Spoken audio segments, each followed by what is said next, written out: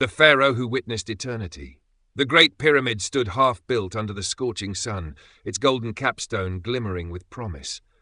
Pharaoh Nefeka-Re, a ruler of boundless ambition, paced within his shaded tent, troubled by a strange unease. The priests of Ra whispered that his soul, bound to this monumental tomb, would ascend to the stars and join the gods in eternal glory. But what if they were wrong? What if his memory faded like the sands of the Nile?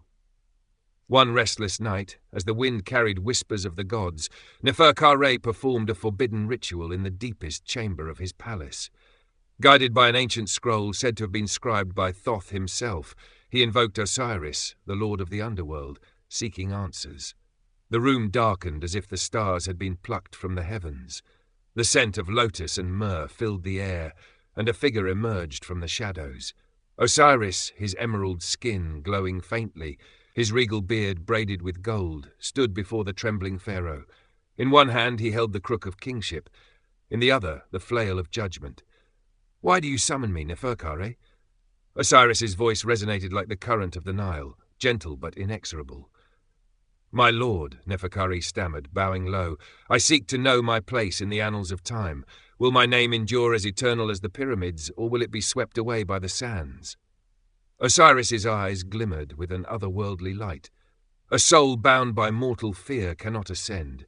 If you wish to see your legacy, I shall grant you a vision of the far future. But beware, what you see may unsettle even a king's heart." Nefeka-Re nodded solemnly. Osiris extended his hand and the pharaoh touched it. Instantly the tent, the pyramid, the sands, all dissolved into a swirling vortex of light. A glimpse into eternity. When the light faded, Nefeka-Re found himself in a world beyond comprehension. The desert was gone, replaced by towering glass structures that seemed to pierce the heavens. Great metallic birds soared across the skies, and strange carriages moved without horses. A young man dressed in peculiar garments approached a colossal stone statue.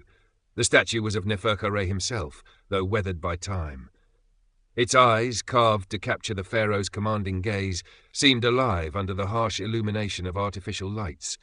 The man touched the statue reverently, then turned to a companion holding a strange glowing tablet. "Nefeka-Re," the man said, his voice tinged with awe. "The greatest of the old kingdom pharaohs. This is his likeness, preserved for over 5,000 years. The companion nodded, scrolling through what looked like magical papyrus. "They say his pyramid was one of the wonders of the world.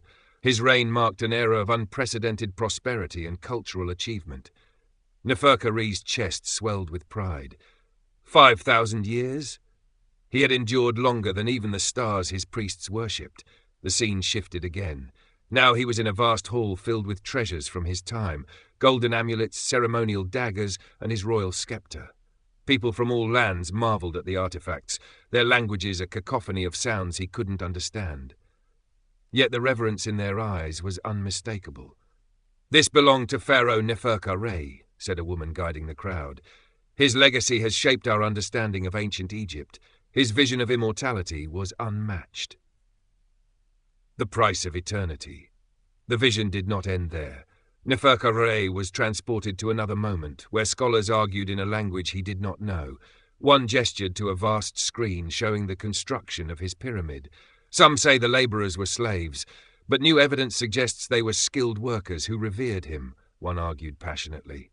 Another countered, but the resources expended, was it worth it? Thousands perished in his quest for immortality. Nefeka-Re's pride turned to unease. He had thought little of the lives lost in the construction of his eternal monument. They were sacrifices for his glory, or so he had believed. But here, in this distant future, even his greatness was tinged with controversy. Osiris's voice echoed around him.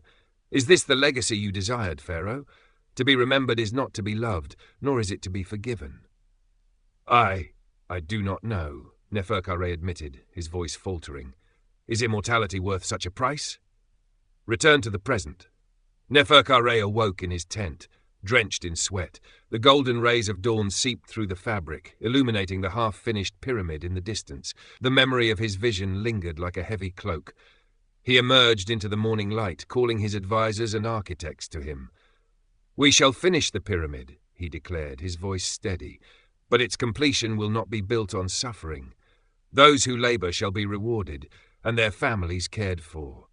Let the monument stand not just for my glory, but for the unity and strength of all who built it." From that day forward, Nefeka-Re ruled with a newfound wisdom, balancing his ambition with compassion. Though he did not know if he had pleased Osiris, he found peace in knowing that his memory would endure, not as a tyrant, but as a pharaoh who sought redemption. And when his time came, Osiris welcomed him with a smile. "You have learned, Nefeka-Re, that immortality is not in stone but in the hearts of those who remember." Thus, his name echoed not only through the halls of eternity, but also in the whispers of those who saw the humanity within the divine.